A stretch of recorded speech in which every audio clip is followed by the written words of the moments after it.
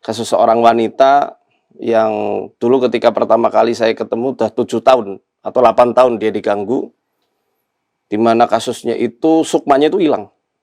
Masuk ke sebuah lorong gelap, dia hanya bisa melihat satu titik cahaya putih di situ. Dia lari-lari tapi terus-menerus berada di lorong itu, terus-menerus kayak gitu.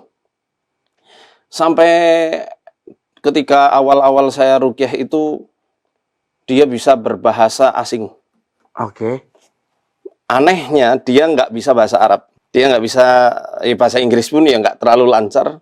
Tapi dia bisa berbahasa Arab dengan lahjah Misriyah. Dengan aksen Mesir. Saya sampai bingung waktu itu.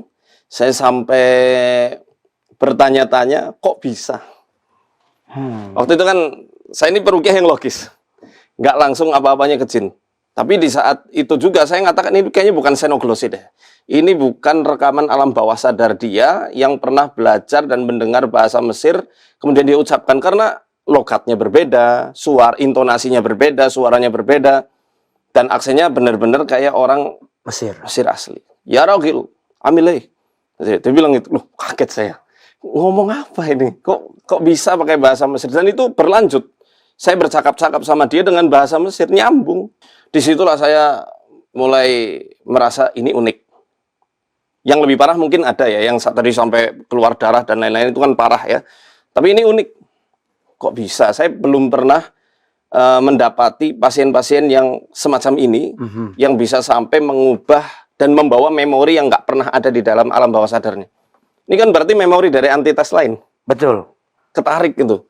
Nah terus waktu itu Pak Ustadz ngelakuin apa untuk akhirnya bisa menolong? Saya ruqyah terus. Bahkan dari 7 tahun itu sampai 10 tahun hingga Allah sembuhkan. Berarti tetap berproses ya? Tetap berproses. Nggak langsung instan selesai. Instan. Dan wanita itu istri saya sendiri. Luar biasa. Istri saya. Akhirnya bisa dimenangkan. Alhamdulillah.